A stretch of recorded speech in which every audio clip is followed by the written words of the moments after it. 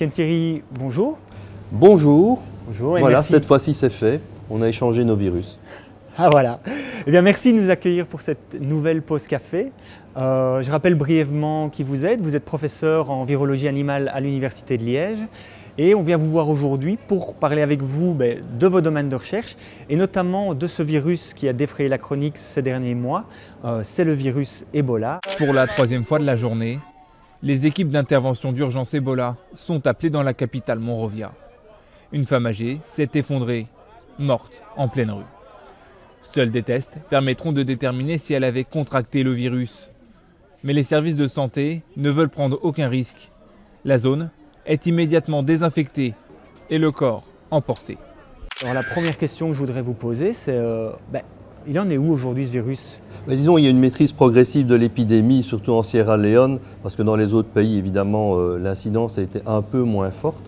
Donc, grosso modo, il y a une maîtrise due essentiellement à l'installation de centres de dispensaires de soins, comme vous avez pu le voir dans les médias, puisque ça a quand même été relayé assez souvent par, disons, des centres de soins qui sont hautement équipés de manière à confiner les malades et de manière à éviter la transmission. Bon, je crois que petit à petit, les choses vont s'arranger.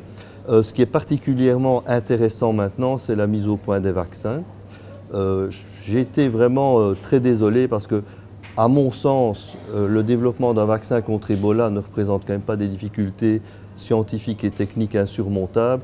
Ce qui a posé problème à la communauté scientifique, c'est le manque d'intérêt pour ce type de virus et d'infection virale avant cette grosse épidémie d'Afrique.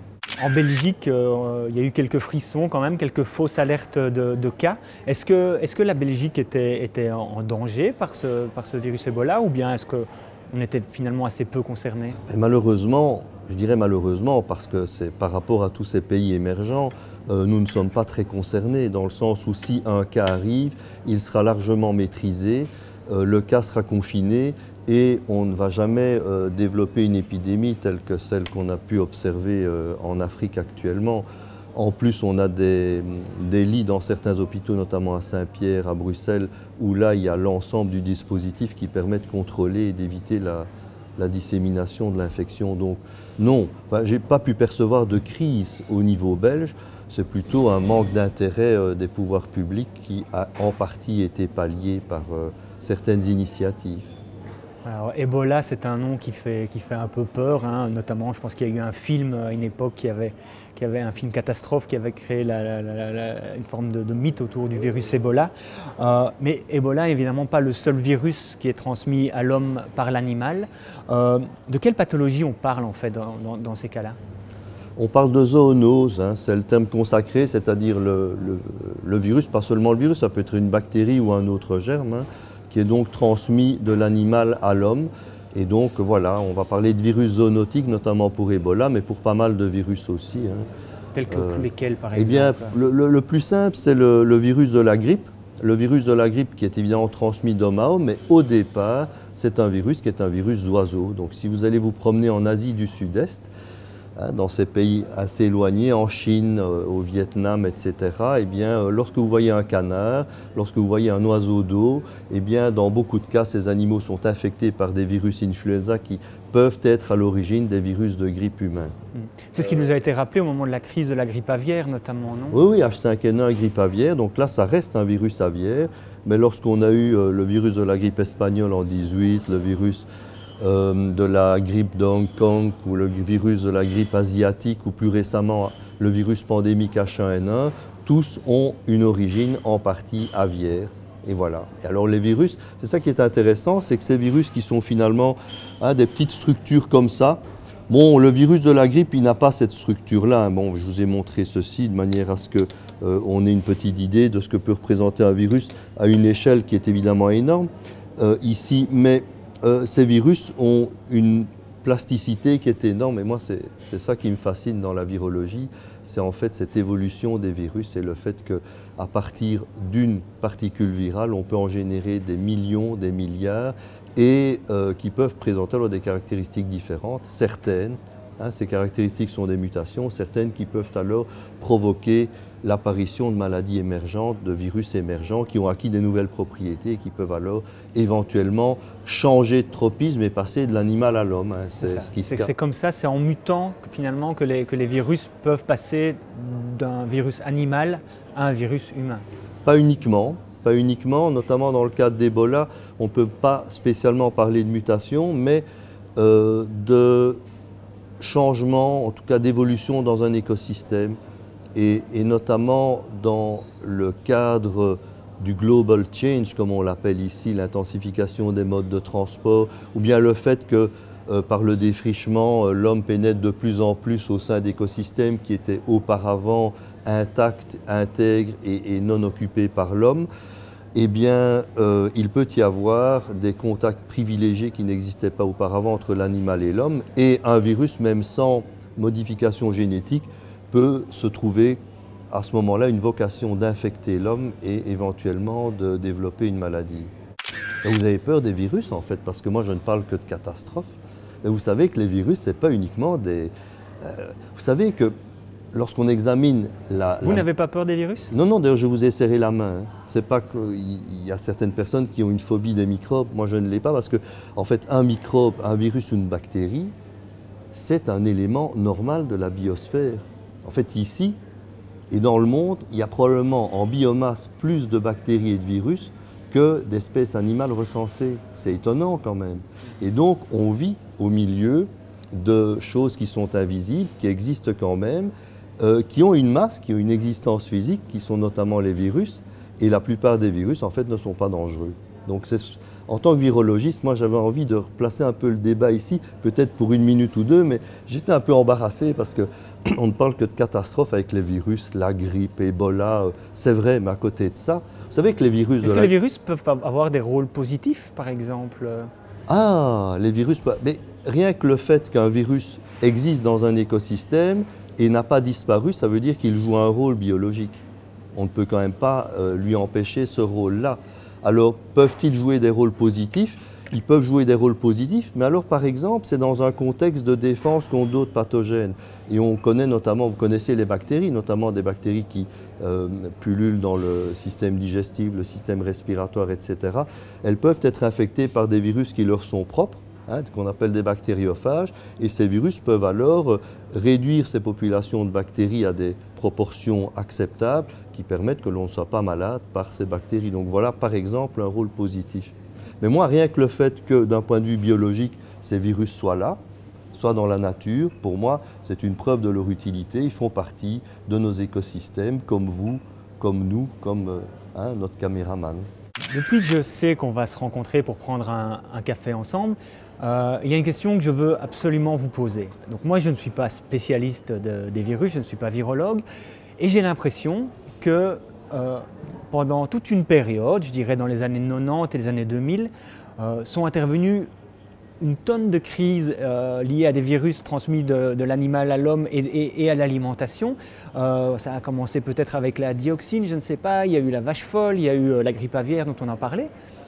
Et tout d'un coup maintenant, bien sûr, il y a eu Ebola, mais qui est un peu un cas à part, mais on n'en parle plus du tout. Alors, ça soulève chez moi plusieurs questions. La première, c'est qu'est-ce qui s'est passé à ce moment-là? Est-ce que tout d'un coup, il y a eu des virus et des pathologies qui n'existaient pas avant?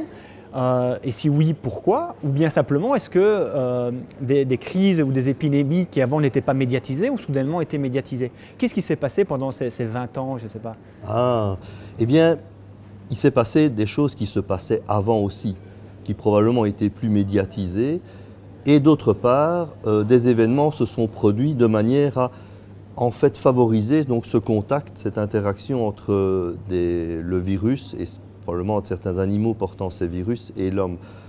Et donc, je parlais du global change tout à l'heure, l'intensification des modes de transport, l'intensification aussi, les modifications climatiques qui peuvent jouer un rôle, hein, l'intensification de la déforestation, enfin toute une série de choses qui peuvent modifier l'environnement et les écosystèmes, et aussi la transmission rapide de biens et de personnes peuvent évidemment favoriser les émergences, et c'est peut-être ce qui s'est produit. Alors, à côté de ça, il y a des choses que l'on ne maîtrise pas, qui sont en fait du domaine du hasard.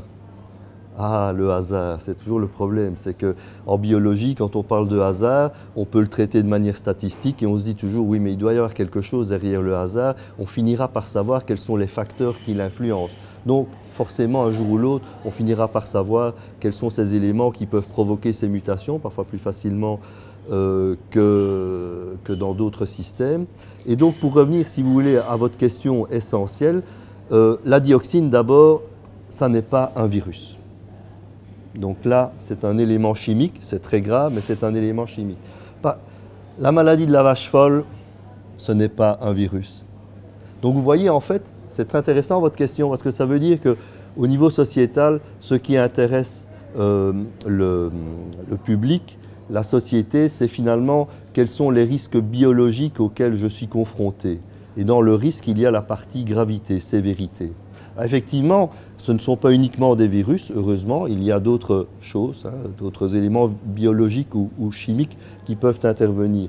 Alors ici, maintenant si je reprends les virus, on a effectivement la grippe aviaire, H5N1, là c'est tout à fait directement un virus aviaire qui est resté chez l'oiseau et qui peut de temps en temps être transmis à l'homme, et heureusement il y a eu extrêmement peu de transmission interindividuelle. Donc on pourrait dire que pour les virus influenza, H5N1 c'est un pétard mouillé. C'est dommage pour lui, il n'a jamais réussi à passer à l'échelon supérieur et à s'adapter à l'homme. Donc probablement qu'il n'a pas eu suffisamment d'événements de transmission de l'animal à l'homme pour que chez l'homme il y ait des événements de mutation qui l'adaptent à l'homme et qui lui permettent de se transmettre d'homme à homme. Les médias, quel rôle ils jouent lors d'une émergence telle que celle-là?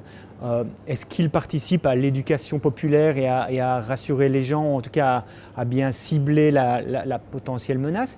Ou est-ce qu'ils participent à la création d'un sentiment un peu paranoïaque dans la population qui va jusqu'à faire évoluer les modes de consommation des gens? Je suis vraiment curieux de savoir comment vous jugez le rôle des médias. D'abord, il y a un terme que je n'aime pas, rassurer. Moi, je n'aime pas rassurer les gens. J'aime bien donner une information objective. Donc je ne les rassure pas, je les informe. Et rien qu'informer correctement la société est en fait un élément qui les rassure normalement, qui rassure la population. Mais je n'aime pas le terme rassurer, je trouve qu'il n'est pas adéquat. Parce qu'on peut rassurer les gens en leur racontant des couillonnades ou des choses. Bon, donc je n'aime pas ça. Revenons donc sur le fait des médias. Alors les médias jouent un rôle d'information, donc c'est formidable, c'est extraordinaire maintenant. Tous les médias sont là pour nous informer. Et donc justement, on est là pour informer et le journaliste est là pour relayer l'information. En Belgique, ça se fait de manière très correcte. Bon, ça se fait de manière très correcte. Je pense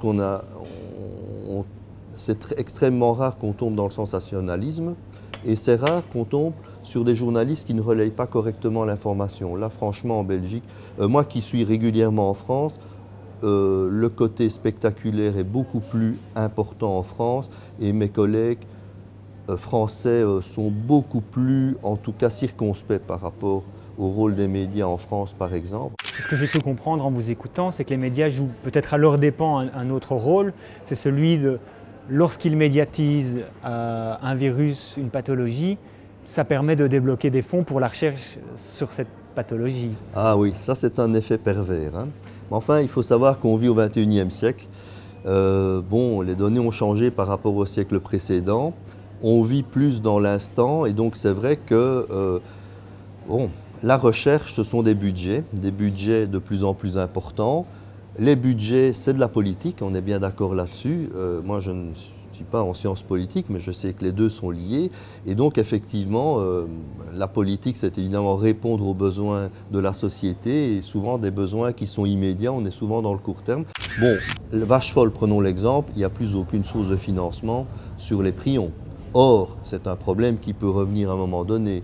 Mes collègues qui ont travaillé comme des fous pendant des années avec le problème de la grippe aviaire ont vu maintenant leur fonds de recherche brutalement diminuer aussi parce que l'intérêt est fortement diminué.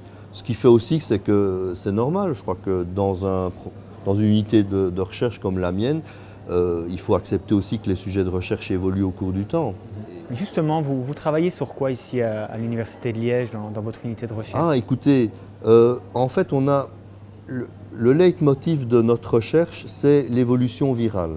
Mais l'évolution virale à court terme. Bon, Évolution rapide. oui, mais un virus, c'est quelque chose qui est assez étonnant parce que ici, vous voyez, c'est un virus. Eh bien, lorsque je vous ai serré la main, là, je ne vous ai pas envoyé un virus, mais probablement des milliers, peut-être probablement des millions de virus. Donc, quand on est infecté par un virus, c'est pas grave, hein, c'est normal, ça fait partie de notre écosystème. Eh bien, quand on est infecté par un virus, on n'est jamais infecté par un seul virus. On est infecté par des millions de virus en une fois. Et vous savez que ces virus ont un temps de génération qui est nettement plus rapide que le nôtre. Hein. Bon, vous me voyez, donc j'ai des petits-enfants, donc vous pouvez imaginer le temps de génération. Hein, c'est 20 ans chez nous. Tandis que eux, un temps de génération, c'est quelques heures. Donc un petit virus comme ceci, qui serait par exemple le virus de la fièvre afteuse, eh bien, en 10 heures, il a généré des virus de nouvelle génération. Mais pas un seul, des millions. Alors vous imaginez, vous êtes infecté par un virus. Après, un virus, ça veut dire une population de virus. En 10 à 24 heures de temps, vous avez multiplié par 1000 la quantité de virus qu'il y avait dans votre organisme. Et puis ça continue de manière exponentielle. Là, effectivement, vous m'informez, mais vous ne me rassurez pas. Oui, mais justement, le fait est que si les virus qui vivent dans des écosystèmes n'avaient pas évolué de manière à ne jamais tuer ou de ne pas toujours tuer leur hôte, s'ils avaient évolué en tuant toujours leur hôte, ils n'existeraient plus, nous non plus d'ailleurs, donc ce serait très mauvais. Donc toutes ces voies d'évolution qui tuent le virus et l'hôte, en grande partie, n'existent plus, ont été éliminés par l'évolution. Les virus, sont darwinistes, hein, sont darwiniens plus exactement, c'est-à-dire qu'il y a la théorie de l'évolution qui est là derrière. Nous, ce qui nous intéresse, c'est que ce virus-ci, on va par exemple infecter un animal, ou on va infecter une culture de cellules, dans 24 heures, comment cette population de virus a évolué. Et c'est ça aussi qui permet, c'est une des clés qui permet de comprendre l'émergence. Monsieur Thierry, merci pour cette papote, merci pour ce café, et permettez-moi pour conclure de vous offrir quelques milliers de virus. Ah, avec plaisir, j'adore les échanges.